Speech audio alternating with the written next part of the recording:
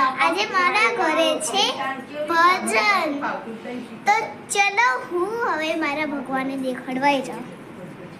દુખણાલો આપણે લઈએ છીએ આપણે દુખણાલા આપણે લઈએ છીએ ભગવાન કાના મીઠડા બસ મીઠડા.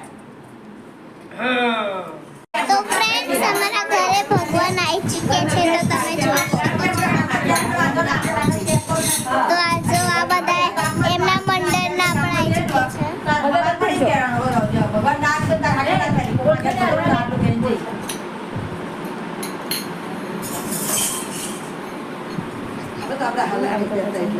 આ બધા ભજનના છે.